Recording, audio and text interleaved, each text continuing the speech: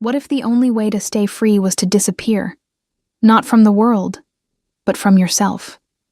Calla Hayes was 21 years old when she discovered that her entire future had already been decided. Signed, sealed, and filed in a drawer she was never supposed to open. A contract between two powerful families. A name she had never chosen. Paired forever with a name she barely knew. And 30 days to comply. She did not comply. She did something far more interesting. She walked straight into the headquarters of O Corporation, the very empire tied to her arranged fate, and reinvented herself from scratch. Oversized blazers. Thick glasses she did not need. A bun so severe it gave her a mild headache. She became Cal Hayes, forgettable, invisible, unmemorable. A woman you would pass in a corridor and immediately forget. For 3 years, the plan worked. Mostly. Except that Cal Hayes kept getting promoted against her will, kept winning arguments she had not planned to start, kept staying too late in an empty kitchen talking to a man she absolutely should not have been talking to at all. And that man, Crew O, Korean CEO, the unwilling groom named in the contract, had known exactly who she was since the very first month. He had a photograph. He had said nothing. For 3 years, he had simply watched and protected and waited. The question is not whether they fall in love. You already know they do. The question is, what happens when two people who have been pretending for different reasons finally have to stop? And whether what is left underneath all those layers of performance is something real enough to build a life on. This is the story of the most elaborate disguise in corporate history. Of a tiara worn inside a boardroom. Of a glass of water left under a conference table. Of the kind of patience that looks, from the outside, almost exactly like indifference, and is in fact the opposite of it. Subscribe now and drop a comment before you leave. Did you figure out Crew's secret before Calla did? Tell us below. We read every single one. The document was 8 pages long, printed on paper so thick and cream-colored it carried a kind of authority even before you read a single word. Calla Hayes found it on a Tuesday afternoon in the 3rd week of June, tucked inside a folder in her mother's study labeled Investments, which, as it turned out, was not entirely inaccurate. She read it once, then she read it again. Then she sat down on the floor of her mother's study. The study with the mahogany desk and the framed quotes about legacy and the window that looked out on a garden no one in the family ever actually used. And she thought, with great deliberateness, about what she was going to do. The contract dated back 3 years. To the summer Calla was 18 and had attended a gala in Seoul with her parents. She remembered that night mostly as a collection of discomforts. The shoes that were half a size too small. The champagne she was not supposed to touch. The way adult conversations seemed to exist on a frequency she had not yet been granted access to. She had spent most of the evening on a balcony, away from the ballroom noise, bent over a cocktail napkin with a pen she had found in her small formal bag, sketching a logo redesign for a brand she had noticed in the hotel lobby. She had not known that while she sat on that balcony with her napkin and her pen, her mother was in a side room shaking hands with Chairman O, the patriarch of one of Korea's most powerful conglomerates, and agreeing, over whiskey and the particular language of men and women who consider other people's futures to be negotiable assets, to bind their children together in marriage once Calla came of age. She was of age now. She had been of age for exactly 3 days. The clause in the contract was specific, and had clearly been written by lawyers who wanted to make certain there was no comfortable way out. Calla had until her 22nd birthday, 12 months away, to formally enter the engagement. Or the Hayes family would face the activation of several carefully structured financial penalties in 3 joint ventures. Her mother had apparently considered this a reasonable arrangement. Her mother, Calla, had come to understand over 21 years, considered many unreasonable things reasonable when they involved status, Crew. Oh, she barely knew the name. The son. The heir. He had been at that Seoul gala, too, somewhere in the formal overflow of the evening. She had a vague impression of someone who stood very straight and looked at people with the particular quality of someone doing a quiet, continuous calculation. she had not spoken to him. She had been on a balcony drawing logos. The irony was almost beautiful. Calla put the contract back in the folder, returned the folder to exactly the position she had found it, and drove to her best friend Jade's apartment across town. She sat at Jade's kitchen table and explained the situation from beginning to end in one long, barely punctuated sentence, the way she always talked when something had genuinely rattled her. Jade listened with her chin propped in both hands. The question, when it came, was the only one that mattered. What are you going to do? Calla had been turning this over since the floor of the study. She was graduating in 3 days with a degree in graphic design and a portfolio that her thesis advisor had called, in the official review, genuinely exceptional, and had then added, privately, "Please don't waste this." She had talent.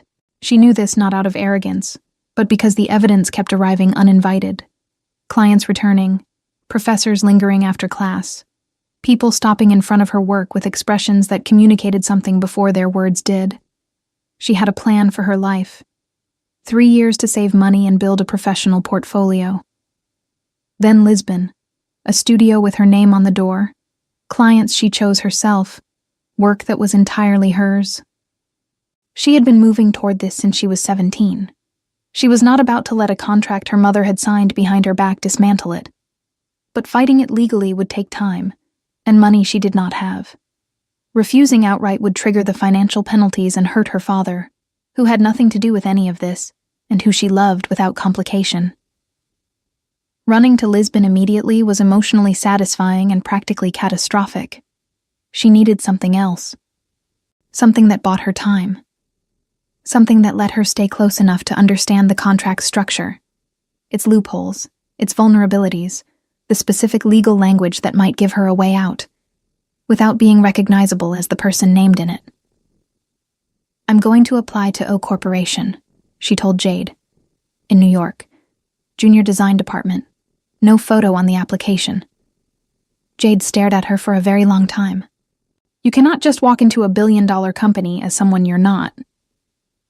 "I have an exceptional portfolio, 3 years of freelance clients, and a degree I'm picking up in 72 hours. I absolutely can walk in. I just need to walk in as someone forgettable." The plan came together over 2 sleepless nights. She would apply as Cal Hayes, a compression, not technically a lie. She would work for 2 to 3 years, save aggressively, and spend her lunch hours building the legal case for dissolving the contract through mutual consent rather than conflict. The disguise required almost no money and almost no effort, which she found reassuring in the way that simple solutions are always reassuring. She borrowed a pair of thick-framed glasses from Jade, who had worn them for 2 weeks in college before switching to contacts, and kept them out of pure organizational inertia. She practiced a way of moving through spaces, shoulders slightly curved inward, gaze slightly lowered. That telegraphed the universal signal of someone who preferred not to be noticed. She found blazers at a consignment shop in sizes so generous they seemed to operate as their own weather system. She pulled her hair into a bun tight enough to constitute a mild headache. She looked, she told Jade, like someone you would pass in a corridor and immediately forget. "You look," Jade said carefully, "like a librarian from a 90s movie who is also slightly haunted." "Perfect," Calla said, and went to pack. The design department occupied the 14th floor of a glass building in Midtown that always smelled faintly of cold coffee and expensive printer ink. Calla had been there for 6 weeks and had successfully been invisible for approximately 5.5 of them.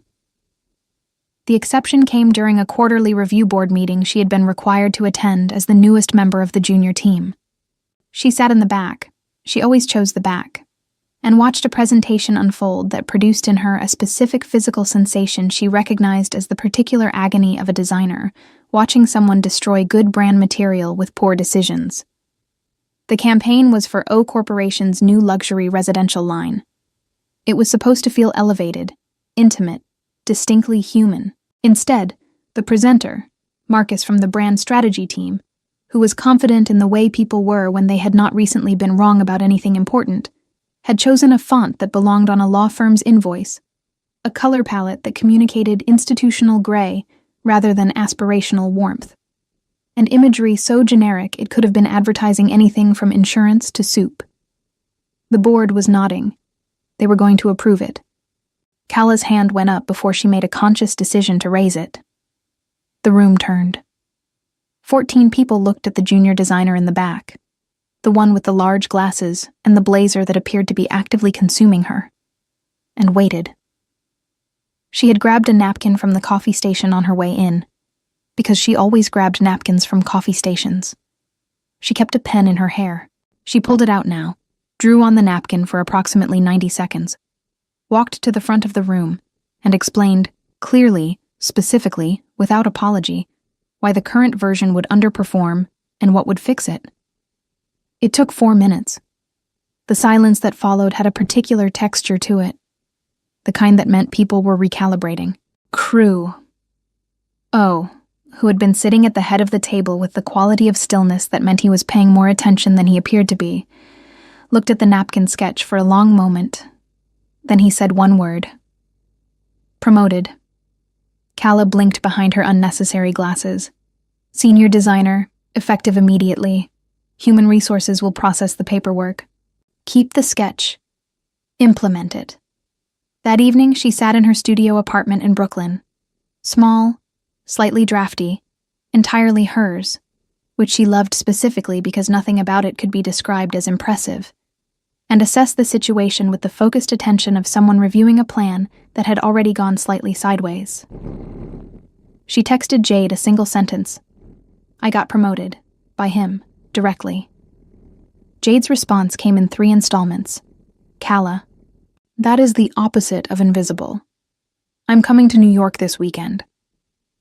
Calla put her phone face down and stared at the ceiling for a while, doing the math on how long she could plausibly remain unnoticed by someone who had just personally noticed her.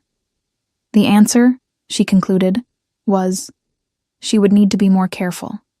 She was not, as it turned out, more careful. He found the photograph on a Thursday evening in November, while working through the 3rd of 7 boxes of his father's personal files. Chairman O had died 18 months earlier, leaving behind a company, a reputation, a mother who was managing grief through the aggressive reorganization of other people's lives, and approximately 40 years of meticulous personal documentation. Crew had been working through the boxes in the evenings, after the building emptied, partly because it was the only time he had, and partly because the particular quiet of an empty office suited the particular weight of the task. The folder was labeled with the Hayes name, inside it, a contract he had known existed in some abstract sense, the way you know a legal agreement exists without ever having read its specific language. And beneath the contract, a photograph taken at the Seoul Gala of 2017, a candid shot, the kind that event photographers took in the margins of formal evenings.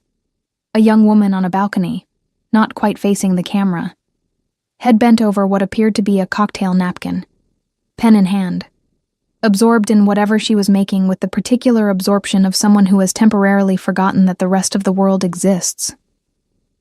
He studied the photograph for a long time. Then he opened his laptop and pulled up the personnel file for the junior designer who had walked to the front of his board meeting 3 weeks ago with a napkin sketch and quietly dismantled a campaign, Cal Hayes. No photograph in the file. The application had come in without one, which was unusual but not prohibited. The address listed was Brooklyn. He looked at the photograph again. The angle of concentration. The pen in the hair. The posture of someone thinking harder than anyone around them realized. He sat with this for a long time. The contract, he was technically aware, was active. His mother brought it up approximately once per quarter, in the precise tone she reserved for matters she considered settled. He had never engaged with it seriously. Not from disrespect, but because the concept of marrying someone based on an agreement made when he was 25, distracted with his father's declining health, and not consulted, struck him as an absurd foundation for anything. He did not want to fulfill the contract. He assumed the other party felt precisely the same. And yet, here was the other party, on the 14th floor of his building, wearing borrowed glasses and a blazer that was at minimum 3 sizes too large, conducting what could only be described as an elaborate vanishing act inside his own company. Hiding from something. hiding, specifically, from a piece of paper that two people had signed without asking either of them. He thought about saying something.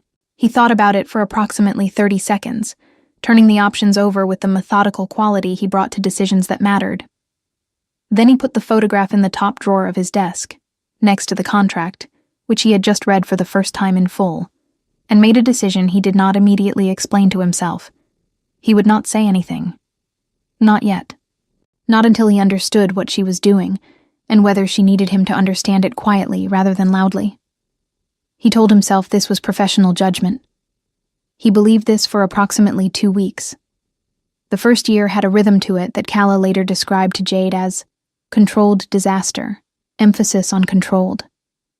The problem was fundamental and architectural. She was good at her job in a way she could not switch off. The design instinct operated below the level of intention, so that she would find herself in a meeting with a suggestion already forming, too specific and too right to belong to someone trying to disappear. She developed a list of internal rules. Do not volunteer for visible projects. Do not stay late when leadership is still in the building. Do not make sustained eye contact with Crew O. Because something about sustained eye contact with that particular man had a way of producing words she had not planned. The eye contact rule was the one she violated most consistently. It was not entirely her fault. He had a way of listening, not the performative attention most people substituted for actual presence, but the real kind, where you could feel the other person actually taking in what you were saying and doing something with it. She noticed this the way she noticed other environmental facts. It was raining. It was cold. Crew. O listened to people in a way that made it difficult to look somewhere else. She was cataloging this, without admitting to herself that she was cataloging anything. The closest call of the first year came in September, when Oh Yoon-ji, Crew's mother, arrived at the office without announcement. Calla learned this from a single overheard phrase in the corridor, and her nervous system processed the implication approximately 3 seconds before her conscious mind caught up. She was in the open-plan design area. The glass conference room was occupied. The bathroom was too far. The supply closet was locked. She had approximately 4 seconds before the elevator doors at the end of the corridor opened. The large boardroom table had a formal cloth skirted along its front, the kind that came with old-fashioned corporate furniture purchased in an era when offices were supposed to look serious. Calla was underneath it before she had fully decided to move. She crouched in the dark with her knees against her chest, listening to footsteps enter the space, pause, continue past. She breathed with great deliberateness. She did not think about how this would look to a neutral observer. The plan required flexibility, and she was being flexible. After a period that felt considerably longer than the 40 minutes it actually was, she heard the elevator arrive and depart. The office resettled into its ordinary sounds. When she emerged, there was a glass of water sitting on the floor directly in front of the table skirt. No note. No one in the immediate vicinity. Just the water, placed with the precision of someone who had known exactly where she was. She looked at it for a moment. Then she picked it up and drank it, because she was genuinely thirsty, and put the glass back exactly where she had found it, and walked to her desk without looking toward the CEO's office. She thought about that glass of water for an unreasonable amount of time. She filed it, eventually, under things she was not going to examine. 3 things happened in the second year that complicated the situation in ways Calla had not accounted for. The first was the photograph, the public one. In March, the company's communications team released a quarterly creative feature for an industry newsletter. It was the kind of content that normally lived quietly on the company intranet and attracted no attention from outside. Except that the campaigns it highlighted were genuinely exceptional, work that the newsletter's editorial team apparently found interesting enough to republish. And in the background of one behind-the-scenes photograph, slightly out of focus but visible to anyone who was looking for her, was Calla.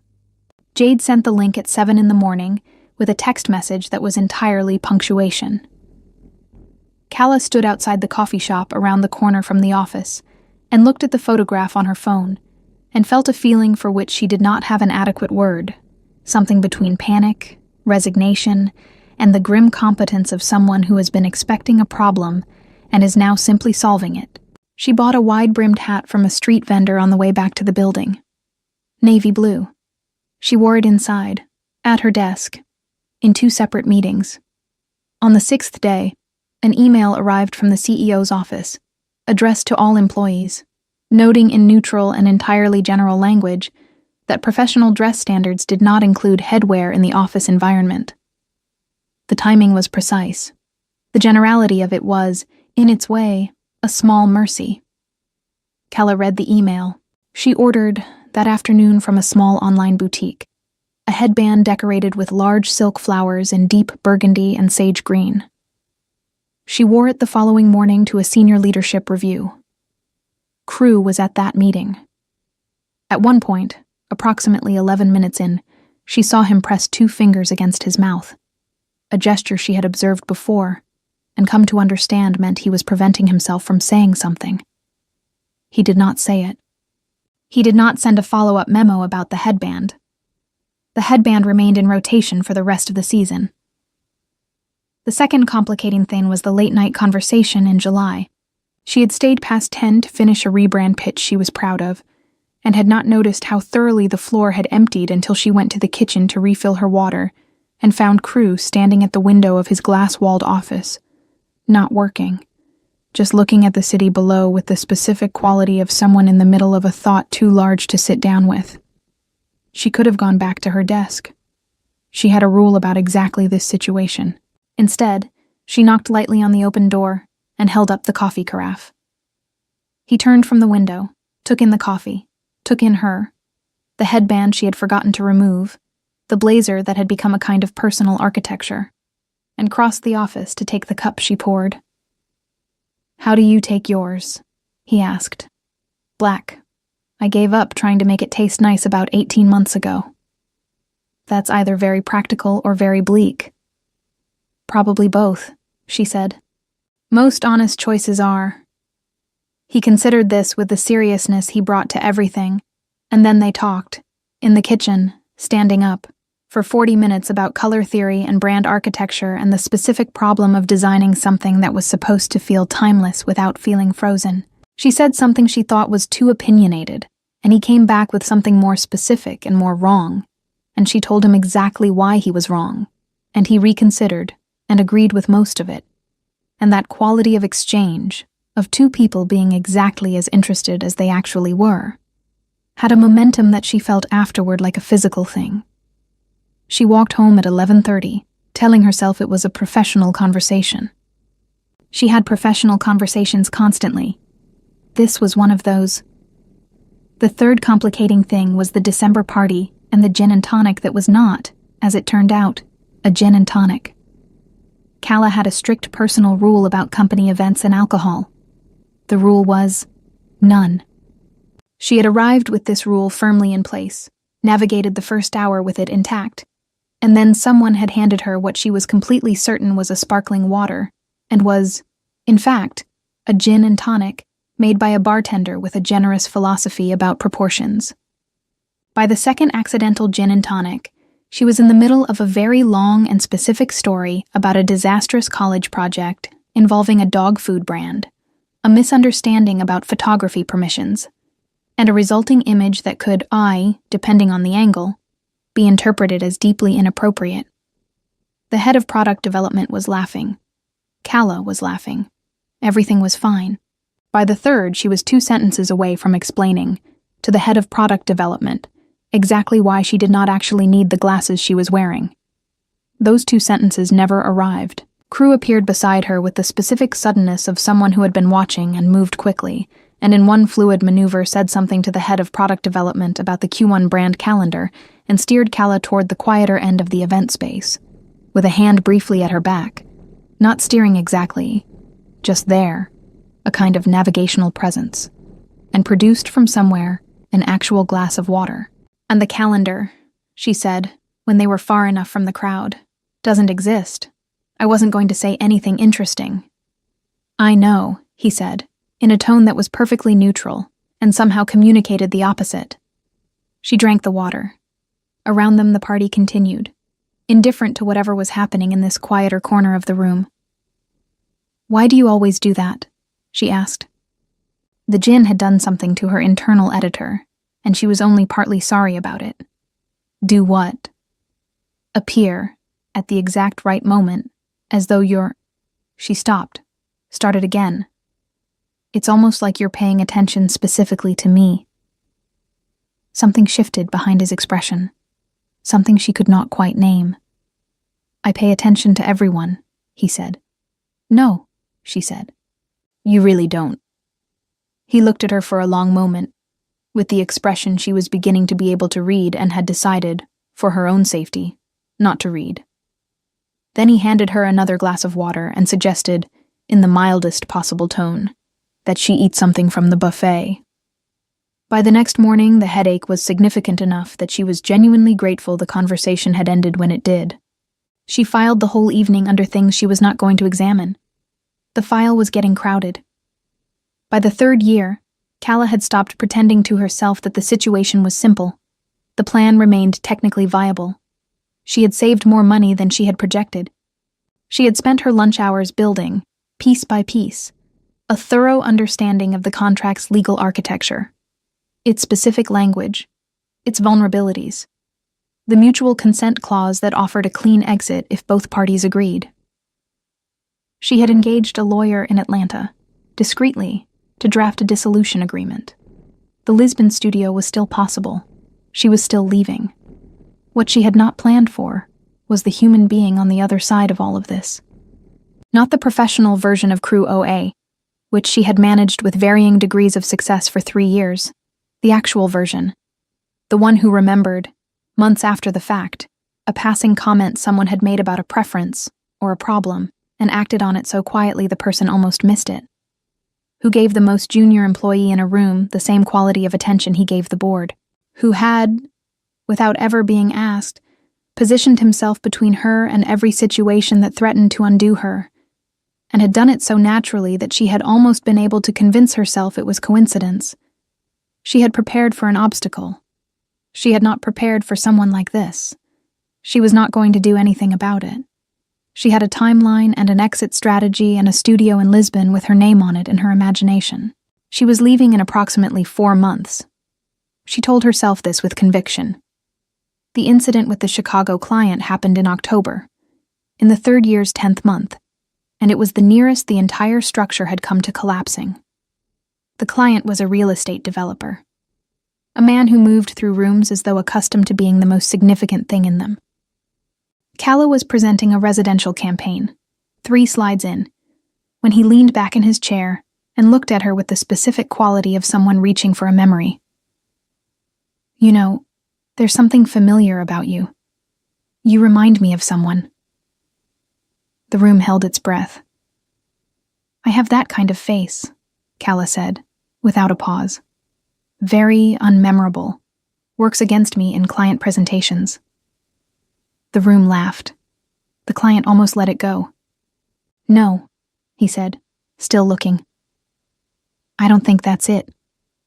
I was at a gala in Seoul, years back. There was a young woman there, Hayes family. You have her energy." Energy. The word saved her. Energy was deniable in ways that face and name and posture were not. "I'm from Brooklyn," she said, with pleasant finality. Very different circuit. He laughed and she continued the presentation, and none of the 27 muscles in her face communicated anything other than professional competence. She did not look at Crew during the presentation. She was aware of him, the way she was always aware of him, peripherally, precisely. And she was aware that at a certain point in the meeting, he had rearranged the room's seating dynamics, very casually, so that the client's line of sight to her was interrupted. It was the kind of thing you would only notice if you were looking for it. She walked to Central Park afterward and sat on a bench in the cold for an hour. 3 months. She had 3 months left. She was leaving in 3 months. Her mother called on a Thursday morning while Calla was on the subway, which was the kind of timing that suggested the universe had opinions. She let it go to voicemail. She listened standing on the platform at her stop while the next train came and went, and she did not get on it. The message was 6 minutes long. It covered the contract, which her mother called an agreement, because the word contract carried implications she preferred not to examine, and the consequences clause, which had been formally activated by the family's legal team. Calla had until 30 days from the date of the message to present herself for the engagement, or the Hayes family's position in 3 joint ventures would be subject to renegotiation under terms that had been specifically designed to be unfavorable. Her mother ended the message with a sentence about legacy and family obligation that Calla had heard in various forms since she was 12 and had long since learned to receive without reaction. She did the arithmetic on the platform. She had been 21 when she discovered the contract, in June 2020. She had been at O Corporation for 3 years, 4 months. She was 24 now. The 30-day window was running. She was fine.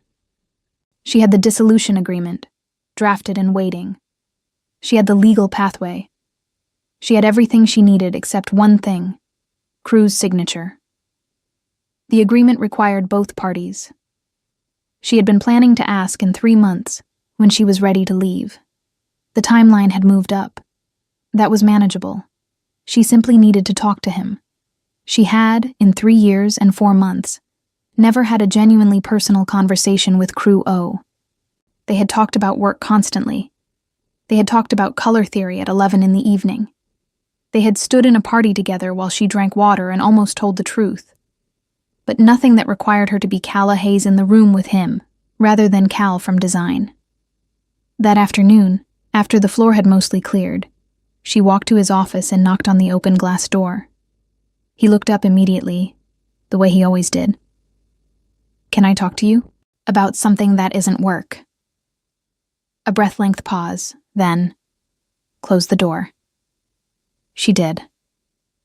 She stood in front of his desk and considered every possible opening and discarded all of them. "I've been practicing this conversation for approximately 3 years," she said, "so I need you to let me finish it in one go, because if I stop, I'm going to lose my nerve entirely." Something moved in his expression, something she could not immediately identify. "And my name is not just Cal," she said. "It's Calla Hayes. And 3 years ago, when I applied to this company without a photograph, I was running from a contract my mother signed when I was 18, a contract that was supposed to bind me to an arranged marriage. Specifically," she took a breath, "specifically to you." She had prepared more, a logical sequence, the dissolution agreement, the 30-day window, the legal language. She had an outline, counter-arguments organized by likely objection. She needed none of it, because Crew O looked at her with the expression she had been trying to read for 3 years and said, with the quality of someone who has been holding something patient and heavy for a long time, "I know who you are, Calla. I've known since month 1. The silence lasted 4 seconds. It contained approximately 4 years of material. "I beg your pardon," she said, very calmly. "A photograph. In my father's files. At the Soul Gala. I recognized. Month 1. Her voice was completely level. "Yes." "You knew in month 1. "Yes." "And you said nothing." "No." She pressed her fingertips to the edge of his desk and breathed out slowly. "You let me sit under a conference table for 40 minutes when your mother came to visit. I brought you water. You brought me water while I was hiding under a table. Crew, those are 2 entirely different things. If I had told you I knew, you would have run." She opened her mouth, closed it, because this was infuriatingly accurate. "You let me wear that hat," she said, "for a week, inside the building. I banned the hat. I wore a tiara. I know. I still have the photograph." She stared at him. "You have a photograph of me wearing a tiara inside a corporate headquarters, and you kept it." "In my desk drawer, alongside the one from Seoul." He paused. "There's also one from the Christmas party. You were explaining the dog food incident to someone from product development, and I asked one of the event photographers to..." Stop. Please stop. I need a moment. She turned away and looked through the glass at the empty floor and the city beyond it, running a rapid internal review of 3 years of careful evasion. The gin and tonic that wasn't. The water under the table. Every near miss she had attributed to luck. The way he had positioned himself between her and the Chicago client without being asked. The hat memo with its precisely neutral language. The headband he had never addressed. The Christmas party, she said, without turning around. You steered me away from that conversation. You were 2 sentences from telling the entire senior leadership team something you had spent 2 years protecting. And October. The client. He was reaching a conclusion. It seemed unnecessary to let him finish it. She turned back around. Why? She said. Crew, why didn't you just tell me? Report it. You had every professional and legal reason to. I came into your company under a false identity. Why did you keep my secret for 3 years? He was quiet, in the way she had learned meant choosing. Not hesitating. Choosing. Because you were hiding from something that was not your fault. A piece of paper that 2 people signed without asking either of us.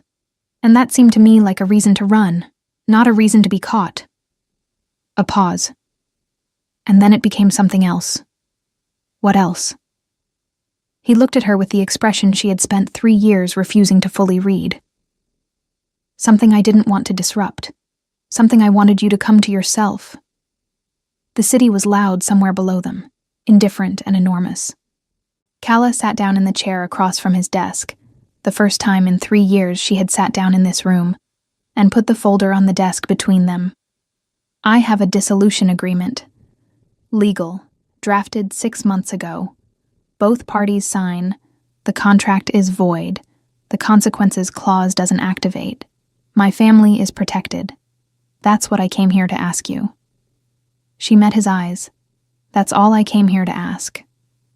I know, he said. I'll sign it. Just like that. Just like that. She had prepared for negotiations. She had a tiered response strategy. She had counter-arguments organized by likelihood. She had not prepared for just like that. I should go, she said. Probably. She stood. She picked up her bag. She walked to the door and opened it and stood in the frame, not quite leaving. The water under the table, she said, without turning around. Oh, that was a kind thing to do. She heard him exhale, the specific exhale of someone releasing something they've been holding for a long time. Go home, Calla. She went. Crew signed the dissolution agreement and returned it to her lawyer within 48 hours. No negotiations, no conditions, no follow-up questions. Just his signature, clean and immediate, exactly as promised. Calla read the confirmation email from her lawyer on a Tuesday morning and sat with it for a long time. The contract was gone. The consequences clause was void. Her family was protected. She was, for the first time in 3 years and 4 months, entirely and uncomplicated herself. The company-wide email came the following Monday. O Corporation was launching a new brand identity for its sole residential division, a project 12 months in scope, requiring an initial 6-month phase of on-the-ground work in Korea. A creative lead was required. The candidate had been identified internally.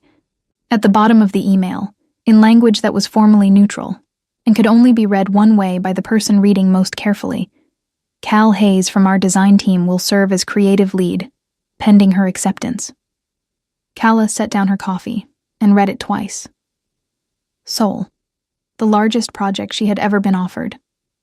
Her name on a campaign that would define a major division of a company she had spent 3 years studying. An opportunity she had no professional reason to refuse. She was also, she knew, free to refuse it. She had the savings. She had the portfolio. Lisbon was waiting. She walked to his office that afternoon. He looked up, as he always did. Is this a bribe? She asked. It's a job offer. A suspiciously well-timed job offer. The project is real, he said, with the closest thing to a smile she had seen from him outside of the 2 times the building's fire alarm had gone off. and they'd stood on the sidewalk waiting to go back in and somehow ended up talking for 20 minutes. It's the right scale for your portfolio. Those things are independently true. And the timing. Coincidental. You are lying. Yes. But the rest is true. She leaned against the doorframe. She was not wearing the oversized blazer. She had left it at home that morning for the first time, a decision she had made without fully articulating why, and which felt like a small door opening. She was in her own clothes, her own size. "If I go," she said, "it's because it's right for my career, not for any other reason. Of course. And when the 6 months are done, I'm going to Lisbon. I have a studio planned. Real door, not a metaphorical one." Something crossed his expression. Not surprise. Something quieter. The calculation she had been watching him do since the day of the napkin sketch, now directed at something that had nothing to do with brand strategy. "Soul first," he said. "Soul first," she agreed, and pushed off the doorframe and went back to her desk to book her flights.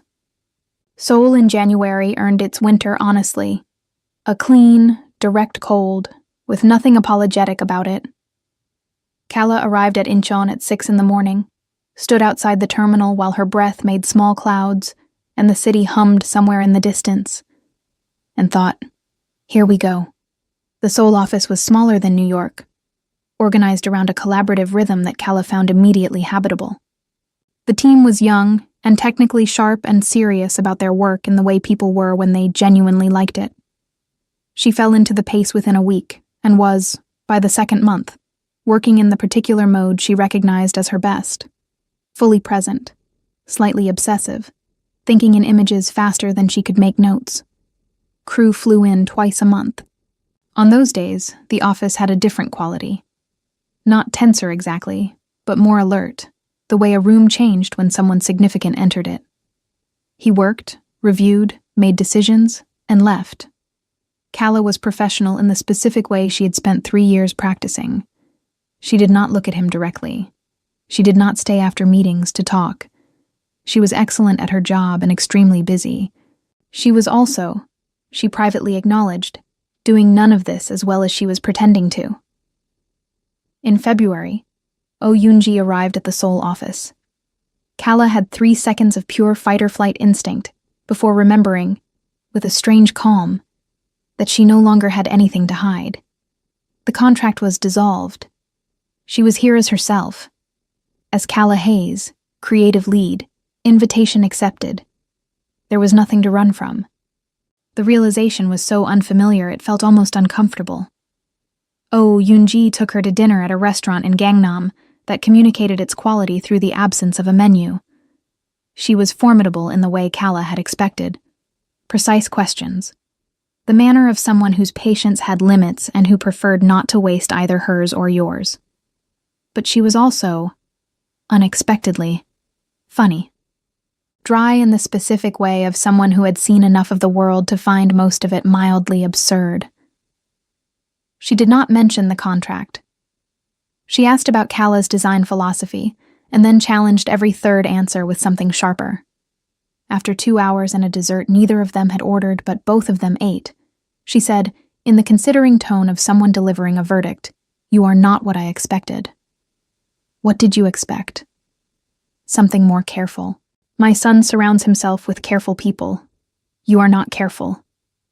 "I'm extremely careful," Kala said, slightly indignant.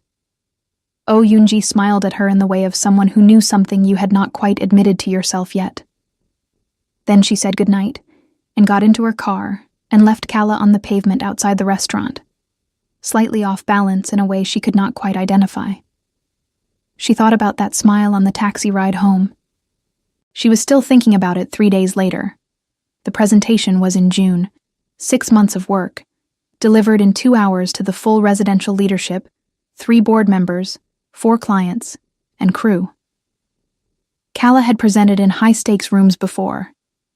She had been doing it since a napkin sketch in her 2nd month at the company, but this was different. This was entirely her work, under her name, in a room where she had nothing to protect and nothing to hide, and no plan other than doing the job as well as she knew how. She stood at the front of the room and felt something she had not felt in a long time. Uncomplicated, just herself and the work and the room. She presented for 90 minutes. The questions were sharp and she answered all of them. When it was over, the particular quality of the silence in the room communicated something she did not need to translate.